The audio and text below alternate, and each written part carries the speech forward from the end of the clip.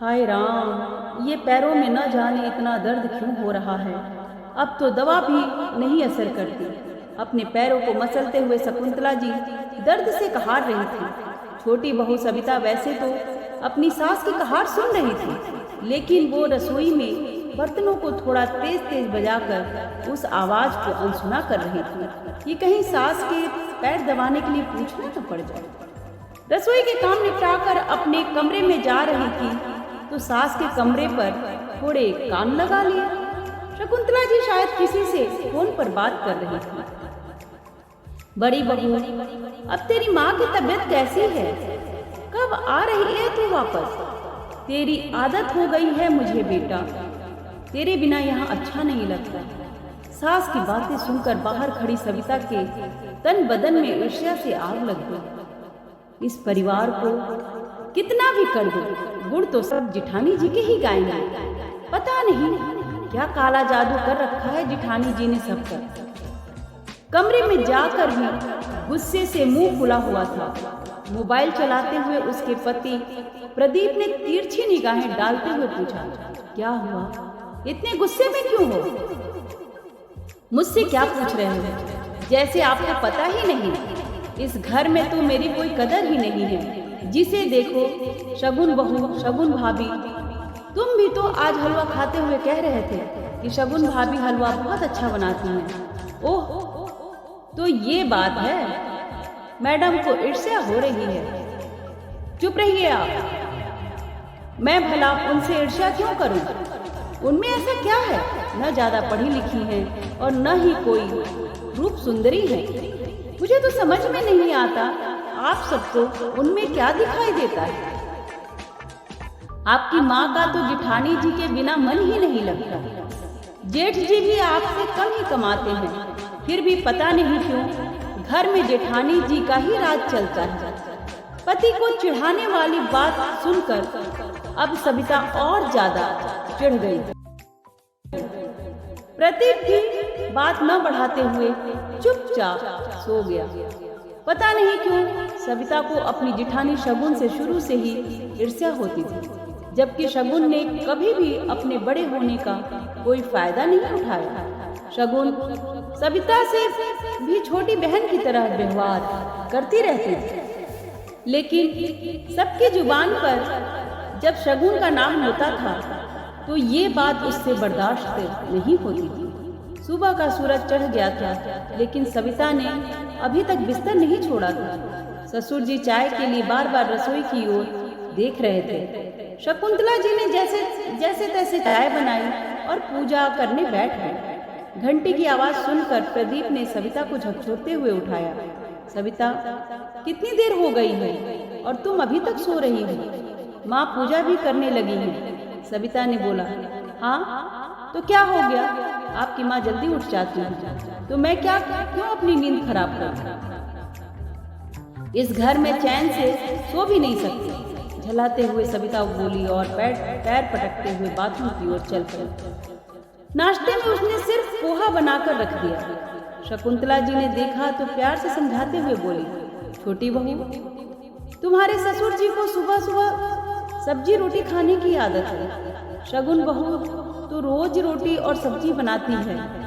इतना सुनते ही सविता बोल पड़ी, जेठानी जी को बस वही बनाना आता होगा। समय के साथ इंसान को अपनी आदत बदल लेनी चाहिए। जेठानी जी चाहे कुछ भी बना दे, सब चुपचाप खा लेते हैं। सारा भेदभाव बस मुझसे ही होता है इस घर में। सविता की ये बातें सुनकर शकुंतला जी ने आगे कुछ कहा नहीं, लेकिन उन्हें सविता की ऐसा कहना उन्हें बिल्कुल भी अच्छा न लगा। उन्होंने खुद ही अपने पति के लिए 2 रोटी बना दी। अगले दिन सविता की ननद भी आ गई। आते ही पूछने लगी, अरे माँ, शगुन भाभी अभी तक नहीं आई क्या? उनसे मिलने का बहुत मन हो रहा था।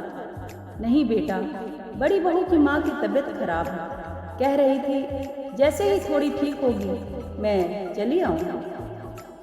वैसे भी उसे 2 साल हो गए थे मायके गए, थोड़े दिन रह आएगी। हाँ माँ, वैसे भी बड़ी भाभी तो कहीं जाती भी नहीं है। इस बार सविता भाभी आ गई हैं तो ऐसा लगता है कि वो निश्चिंत होकर मायके गई हैं। मुस्कुराते हुए ननद कंगना बोली। 2 दिन बाद कंगना वापस जा रही थी तो शकुंतला जी सविता से बोली, छोटी बहू, कंगना ससुराल जा रही है, कोई साड़ी भी अभी मेरे पास नहीं है। शगुन होती तो अपने पास सब देख लेती। यदि तुम्हारे पास कोई अच्छी साड़ी हो तो अपनी ननद के लिए दे दो। माँ जी, मेरे पास तो मेरी माँ की दी हुई साड़ी है।